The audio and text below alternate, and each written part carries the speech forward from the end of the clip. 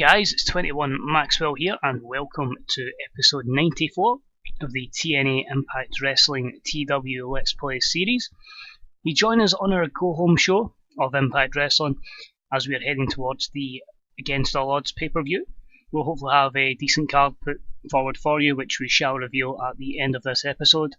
And hopefully you can enjoy the couple of storylines that we've started to integrate and which will hopefully have some payoffs at the pay-per-view.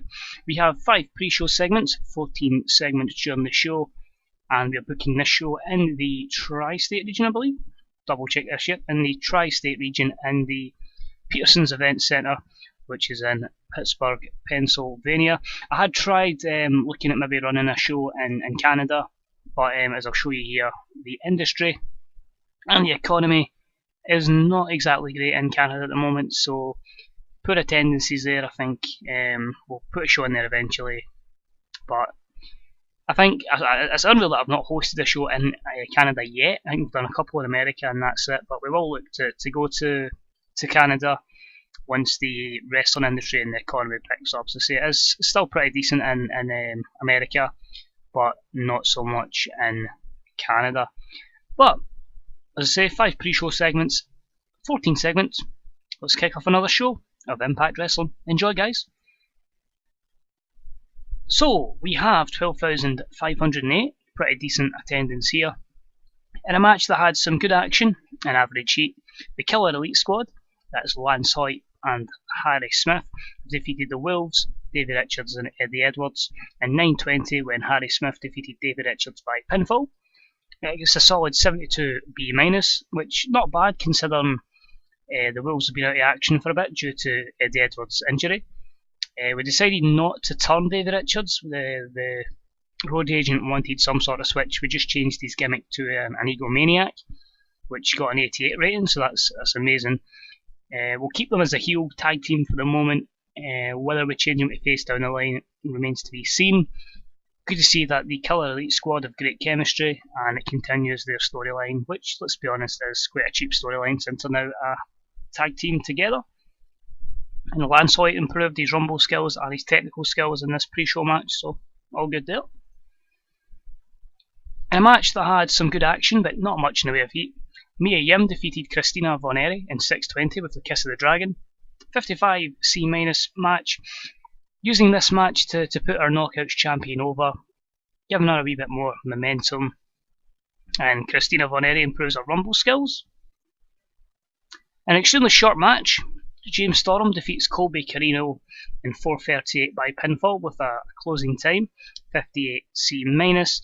Remember Colby Carino? The plan is, it's still too early to turn him.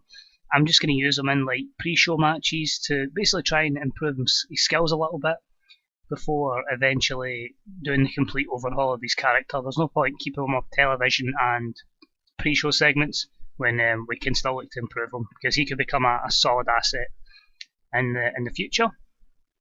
Apart from that, everything went well. No skill improvements, but you take a chance with these matches and hopefully one day he can continue to learn. A match that had some good action and average heat. Ethan Carter III defeated Matt Taven in 7:01 by pinfall with a headlock driver. 74B-, continuing the momentum of EC3, giving him a credible opponent in Matt Taven, and another solid rating. So these matches could probably do it on the main card, so we'll look to use that in the future. And in the final match, a bout that featured great action and average heat, Samoa Joe destroys Bobby Lashley in 5:56 by pinfall. 58C-. I don't really have anything for Bobby Lashley at the moment, which is why we're still building Joe up, and he improves his performance skills, so all good there. Negatives, just really booking decisions and holding back. But anyway, time to start with the actual episode of Impact Wrestling. So the show starts and General Manager of Impact Wrestling, Kurt Angle, comes to the ramp. He tells us his career is coming to an end, so he will ensure his last few matches make Ricochet the future of the company. He tells us tonight CM Punk, you will face me, Kurt Angle, as he intends to weaken CM Punk before the pay-per-view. He also announces that this Sunday there will be a multi-team tag team match for the title, which representing the ascendancy Kota Ibushi and Nakamura will compete in. He's basically just showing that this is going to be the dominance of the ascendancy. Punk, enjoy your last night as champion, because after tonight you won't be able to freaking walk. It's real, it's damn real. So a solid 76 B- promo from Kurt Angle there. As he's building up tonight's show and setting a couple of matches up for the pay-per-view. So that's all booked in. And a match that had some good action and average heat. Ricochet starts in the opening match, defeating Rob Van Dam in 6:13 by pinfall, illegally using the ropes for leverage. 59C, just a match to keep his momentum up and give him a win and try and increase his popularity, so that's fine. And a match that had some good action but not much in the way of heat. Drew Galloway defeats Flip Kendrick in 6:27 with the move. 61C, again just making Drew Galloway look strong before we go into the pay-per-view. Flip Kendrick's improving his technical skills. Negatives here were just inconsistency and Drew not being able to go all out. That's okay. In a match that had some good action and average heat, Jeff Hardy, in rare in-ring competition, defeats Brother Devon in 5:56 by pinfall with a twist of fate. 65C. Of course, we've got this strange Joker-like, crazy, mental character we have going for Jeff Hardy, and we just put him in action, making him look strong. He improves his performance skills as we're going to have a complete rebirth of Jeff Hardy, and this is the opening stages of that. After his match, Jeff Hardy immediately runs backstage to his locker room where we see Madison Rayne just running out the door. She's followed by Rhett Titus, who tells her run while Jeff Hardy starts attacking him. So she's basically trying to make a getaway. Well, Rhett Titus tries to save the day. They club each other with lefts and rights, with no man getting the upper hand before the officials break the fight up and Jeff Hardy flees. So a 53 C- here, and the breakdown of Jeff Hardy's storyline has advanced for this segment. That's the storyline we're going to go here. But basically, Jeff's going to try and capture or abduct Madison Rayne, it seems, make him his own, or his own, and Rhett Titus is going to be the one that's going to be trying to make the save. Next up, in a match that had some good action but not much in the way of heat, Hawkins defeats Paul Burchill in 6:36 with a taste of pain. 66C+, again making the Central Champion look strong before his pay-per-view match. He was off his game. Brooke and Paul Burchill are an awkward pairing, so I need to look at that. And Paul Burchill's improving his Rumble skills, but he was just an enhancement talent to make Hawkins look good. We catch up with Hawkins, who's backstage with Matt Striker, conducting an interview after the match. After what has been a frustrating 2 months, this Sunday I put an end to this. Drew Galloway, Roddy Piper, you want this TNA Central Championship, but this is my world. This is my first step to becoming TNA World Heavyweight Champion, and I intend to be Central Champion for a long time. So bring everything you got, and in the end, you will taste the pain, and eat a 1, 2, 3. So 57 C- there for that segment from Hawkins as he bigs up the final match, hopefully in the series, between Drew Galloway and Hawkins. And about the featured great action and a good crowd. In a rematch, Masato Yoshino defeated Chris Hero in 12:38 by pinfall, illegally using the ropes for leverage. I got a solid 76 B-, so again, he's cheated this time, and Chris Hero can't get the victory over Yoshino, but a lot of positives there apart from really just holding back a cold crowd and Chris Hero's physical ability. In a match that had some good action and average heat, State of Mind, which is the tag team of Ibushi and Nakamura, defeat the VIP list in 7:41, when Shinsuke Nakamura defeated Showtime by pinfall with a Bomber Yi. Sadly on a 61C, I was hoping the two of them together would be able to lift the tag team division up. That was the reason for putting them down the card a little bit. But that's frustrating. It's just to show they'll dominate the tag team division, and hopefully they can help build a few stars while they're down there. Next up, in a match where the X Division champion is in action, it featured great action and a good crowd. Adam Cole defeats Soldier Ant in his tune-up match for the pay-per-view in 10:22 by pinfall using the ropes for leverage, so he's cheated to win, and that's a solid 77 B there. Great rating, I'm real happy with them, and again, little negatives there, but solid between those two. and it shows that the X Division champion could possibly hang with some of our main eventers. We now have a hype video documenting the long feud between Adam Cole and Daniel Bryan. It highlights that this Sunday against all odds it all comes to an end. And that's also a 77B. And we have CM Punk's usual promo. CM Punk does his entrance and grabs the mic. So we're just days away from Against All Odds, and it's true I'm up against all odds, tonight and Sunday. First off tonight I defeat our GM Kurt Angle. I carry some momentum into this Sunday. After Angle does Ricochet, I keep you as far away from my title as possible. I'm CM Punk, and I'm the best in the world, and I will prove that this Sunday. But for now, what time is it? It's clobbering time. So 93 B+ segment there.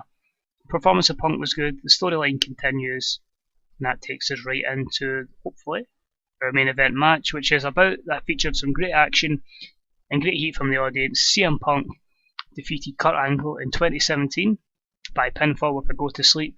During the match we also saw Shinsuke Nakamura and Ricochet both come in and accidentally hit Kurt Angle. And I get a solid 82B for our main event match. Continues the storyline. CM Punk improves his performance skills. Pretty solid match to end the night. And a disappointing rating there, but after his defeat, Kurt Angle heads backstage towards his locker room where he's greeted by a delivery man. He hands over a parcel and Kurt Angle enters his room and opens the parcel. It's a box. He opens the box. What does it reveal? An urn. What does that mean with this Sunday coming up? Guess we'll find out in the next episode of Impact Wrestling. But overall, that put the show down to an 80B, and there were no specific comments made about the show. So probably having that segment there at the end took the rating down a good bit. But in terms of where I want to be with storylines, it was 100% needed to be there. So we'll add that in there. 80B, and we'll go and see what ratings we've got, and of course what our card is going to be for Against All Odds this Sunday. Well, this Sunday in game on pay-per-view. Just a wee bit of load time here. Hopefully it shouldn't take too long because I'm quite far into the save now, into 2016. So the save is nearly 2 years on save. It's not as slow as it was. With anything that is overly crucial to us. Oh, I can confirm Renee Young and William Regal both turned me down despite us having better offers, so that's not good. But vast majority enjoyed the show. What I can't believe is we are somehow the 8th best company in terms of importance, yet we're a national company. So that's why once we hit May, I'm going to be looking at TV deals in Eastern Europe, Mexico, Japan. We're going to try and just get the show out there a bit more, because it was more so focused in America, but now we need to try and go a bit more global and try and get the company, in terms of importance, back up to number 2 or 3 company in the world and basically take us on to the next level. That's the plan. So I feel that's something I've maybe neglected a little bit. Let's see. So, emails. Kurt Angle's complaining about his role. That's cool. Kurt, you're leaving soon anyway with retirement. Harry Smith's growing schedule. We get a 0.96 on Bravo, which is down a little bit, and an 8.85. So ratings are down on both shows, which is both networks. Well, that's pretty disappointing. We quite look at size anyway. But you can see they were fine in the UK and in America and Canada where we have TV shows, but we need to start working on Japan, Australia, Mexico, and basically the rest of Europe. So that'll be stuff we'll be looking at once we get to May. If we get a couple of TV deals in their places, if we get a city show, great. I don't think we'll get that. I'll give it a try. If we do, excellent. It gives me a chance to use more wrestlers. I feel the roster is quite big and there's a lot of guys not getting used. Without giving too much away because there's spoilers of people on the roster, but when was the last time you've seen the likes of Jacob Goodnight? I'm not overly using Eric Young, just giving these guys a chance to perform and again helping us build more stars, and an extra show means more gate money. So we'll see what happens with that, but with 2 days to go until Against All Odds, let's run down the card which I have in my notepad. So we shall see. The main event will be hopefully a 2 out of 3 falls match, Adam Cole versus Daniel Bryan. We have the TNA World Heavyweight Championship, CM Punk against Ricochet. We get Chris Hero taking on Masato Yoshino. Third time lucky hopefully for Chris Hero. Samoa Joe takes on Ethan Carter III, and because they've fought 4 times, they will also have a mystery opponent joining them in this match. We've got Hawkins against Drew Galloway for the Central Championship. The TNA World Tag Team Championship will be defended as Joey Ryan and John Morrison, the Hollywood Supernovas, take on Shinsuke Nakamura, Kota Ibushi, the Killer Elite Squad, and the VIP list, and the Fatal 4-Way action. Soldier Ant defends his X Division Championship against Matt Taven. Rhett Titus takes on Jeff Hardy in the Madison Rain Grudge match. And the TNA Knockouts Championship will be defended in 6 knockout action as Mia Yim has her toughest test yet, defending against Melissa, Amazing Kong, Celeste Bonin, Beth Phoenix, and yet another mystery opponent. So hopefully guys, you are looking forward to the show. Hopefully I can get this above abysmal, because I mean my momentum and prestige are quite high. So hopefully that can go up. Hopefully we make money this month, although with the amount of signings I've made, probably not. But hopefully we can kick on. With the addition now of custom storylines, I'm starting to really get into the save now, like I'm really enjoying it. And it's allowing me to be a lot more creative, and hopefully you guys are starting to really connect with the characters we've got. But as I say guys, thank you for tuning in. If you enjoyed it, please leave a like. If you've got any comments, please leave them in the comment section below, or leave them on Reddit. This will be posted up on Reddit as well. If you haven't already subbed, please hit that sub on. It's deeply appreciated, and it will keep you up to date with all episodes of the Impact Wrestling Let's Play. And until next time, I'm 21 Maxwell. I'll speak to you all real soon. Bye bye.